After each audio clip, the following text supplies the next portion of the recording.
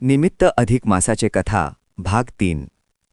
जाणीवपूर्वक पापाचरण टाळलं म्हणजे संचित आणि प्रारब्ध बदलले नाही तर क्रियमान घटते आणि भोक्तृत्वामुळे संचित घटते. म्हणजे आपोआपच सदाचार, सत्कर्म, स्वधर्माचरण यामुळे पुण्याचा आलेख उंचावत राहतो. तरीही अनेकांना धर्म अधर्म जाणवत नाही. स्वधर्म तर अजून क्लिष्ट वाटतो. पाप पुण्याच्या कल्पना धूसर असतात.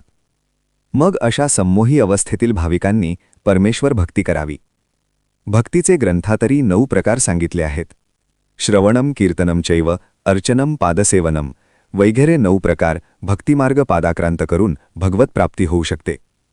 भगवत भक्तीसाठी काही काळ प्रशस्त सांगितला आहे. त्या काळावर त्या भगवंताचे अधिष्ठान असते आणि अशावेळी भजनपूजन फलद्रूप होते.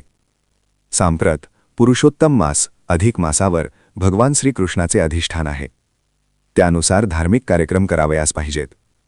मलमासात काय करावे, काय करू नये याविषयी सुद्धा चुकीच्या कल्पना किंवा अज्ञान जनसामान्यात आढळते. नित्य नैमित्तिक जी कामे असतात ती, तसेच जातकर्म, नामकरण, अन्नप्राशन ही कर्मे करण्यास हरकत नसते. आणि सांवत्सरिक श्राद्ध करता येते. काही शांतिकर्मही करता येते. विवाह, उपनयन, चौल, देवप्रतिष्ठा इत्यादी करता येत नाही. नूतन गृहारंभ, वास्तुशांती करू नये. तीर्थयात्रा, मंत्र घेणे अप्रशस्त आहे. वधूवर परिचय म्हणजे मुलगी पाहणे दाखविणे तसेच व्यवहाराची बोलणी करणे ही कर्मेही विवाहांगभूत नसल्याने करता येतात. अधिक मासात विविध प्रकारची दाने सांगितली आहेत. तंदूल दानाने सौभाग्यप्राप्ती, दीपदानाने लक्ष्मीप्राप्ती, गंगास्नान, मौन भोजन. विशेष म्हणजे या महिन्यात अपूप अनारसे दानाचे अधिक महत्त्व आहे. पृथ्वीदान फलम प्राप्ती अपूप छिद्र समसंख्य वर्ष सहस्रावधी स्वर्लोकवासः. अपूप म्हणजे अनारसांना करतानाच असंख्य छिद्रे असतात. जितकी छिद्रे पडतात तितकी सहस्र वर्षे स्वर्गलोकी निवासाची कामना यात प्रगत करण्यात आली आहे. श्रद्धावान लभते श्रेयः. हेच खरे दानामागे त्यागाचं अधिष्ठान आहे.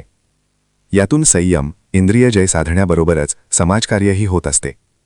निरुपयोगी, अडगळीच्या किंवा नाईलाज म्हणून देणे हे दान नव्हे. तेही ब्राह्मणाला दान करण्याचे महत्त्व आहे. कारण सहस्र शीर्षः पुरुषास्य ब्राह्मणो मुखमासीत. दान आणि व्रताचे आणखीही प्रकार आहेत.